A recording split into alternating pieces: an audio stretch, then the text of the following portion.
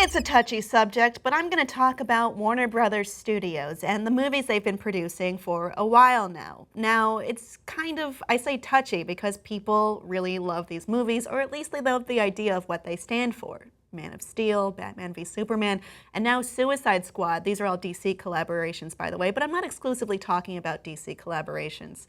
Has Warner Brothers allowed a lot of potential to go wasted in the telling of these stories, particularly helmed by Zack Snyder?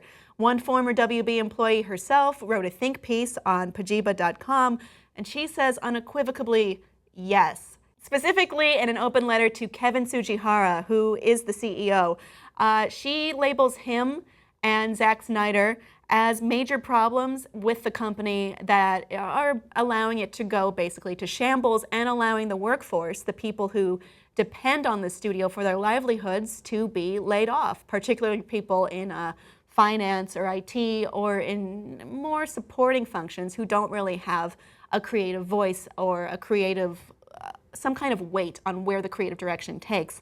She points specifically to a letter she wrote years ago that she shelved after Batman v Superman, and originally after she made this after Man of Steel. She wanted to put it away because she says Suicide Squad was her glimmer of hope, but after viewing it, she was very angry about how the characters were portrayed, characters she had grown to become very clear with in her time with Warner Brothers, a studio she says she loves, with IPs that she deeply cares about.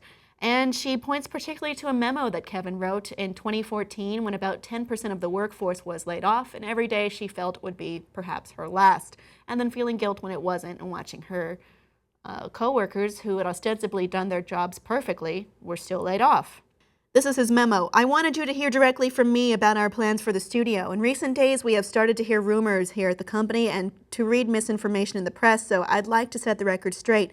I know that the hard work and dedication of every employee around the world is the key to Warner Brothers' success, and I am sorry for the distraction this situation brings to the workplace. At Warner Brothers, we work with the world's most extraordinary storytellers, and our focus has always been to provide the creative environment and financial resources they need to realize their vision. Our commitment to that won't change. In fact, we're investing more than ever in our film and television productions. Basically what that says is we want to focus on storytellers, and we want these creative visions to be fully realized in all their might. Her problem is you have invested the wrong way in people who were proven to fail whatever expectations you put up. She's pointing specifically to Zack Snyder in what she calls Batman v Superman as kind of a disaster.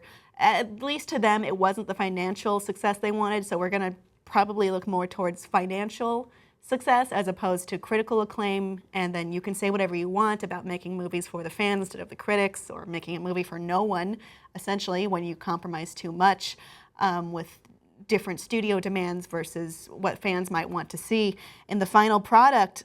She goes on to say, that year we pursued the storytelling vision of Adam Sandler's Blended and Clint Eastwood's Jersey Boys, failures. We pursued a potentially great summer movie like Edge of Tomorrow and completely botched its release. Same with The Man from U.N.C.L.E. We dug in our heels and hoped the Hobbit trilogy would somehow stop being a mediocre case of diminishing returns. Talented, loyal people packed their boxes and went home while your storytellers dropped the ball. You just don't get it. And it's not just DC movies, it's your whole slate. Jupiter Ascending, Get Hard, Hot Pursuit, Max, Vacation, Pan, Point Break. Fucking Pan, you jerk. People lost their jobs and you decided Pan was a good idea. You think another Jungle Book is a good idea. You, your executive team, and the vision of your, quote, extraordinary storytellers that result in the loss of around 1,000 jobs seems intent on crashing the ship into as much shit as you can find in the ocean by making inane decisions over and over again.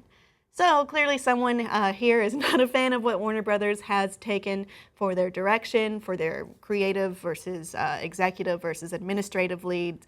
And it seems to be kind of echoing complaints that a lot of people have had. These are very tone-deaf decisions. This is a very not deft handling of what could be potentially a huge series. You're looking at DC superheroes, which are so iconic. I mean, when before the Marvel Cinematic Universe existed, I looked at these two properties and I thought, oh, poor Marvel, they have so much catching up. How are they ever going to match Superman and Batman and Wonder Woman and the entire Justice League? These are such incredible characters with so much going on for them. They've got everything going on for them. And now we zoom to here we are. Marvel is doing, with their presentations, as she points out, great big fan events to show off their new slate. And then we have a business call announcing DC's slate and whatever else they've got going on for them. And then she calls their Hall H presentation this year very uneven, a ridiculous mess that ranged from rushed to boring. I don't know if I agree with this all the way, but she does raise some very good points, which is if you're going to focus on storytellers, you've got to at least tell the stories right or tell them in a way that people around the world will love. And, maybe we wouldn't have this critics versus the fans, which I think is really a misnomer. I'm not sure if it's for the critics or the fans at all, or anyone. If these movies are truly set on pleasing one specific audience at all, or if they've just spread themselves way too thin and everyone just walks away kind of okay with it, but digging their heels in deeper at times because of love for certain characters and loyalty for certain characters and properties.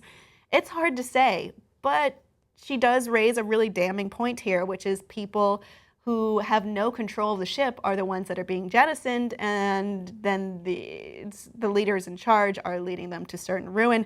Audience, what do you think? Has CEO Kevin Tsujihara led WB astray? Was it always going to go astray? Or is it doing great? You probably disagree with this whole letter and maybe downvoted just by reading the title alone, which you do not hear what I'm saying right now because this is the end of the video. Please let me know what you think below in the comments, and please like and subscribe for more.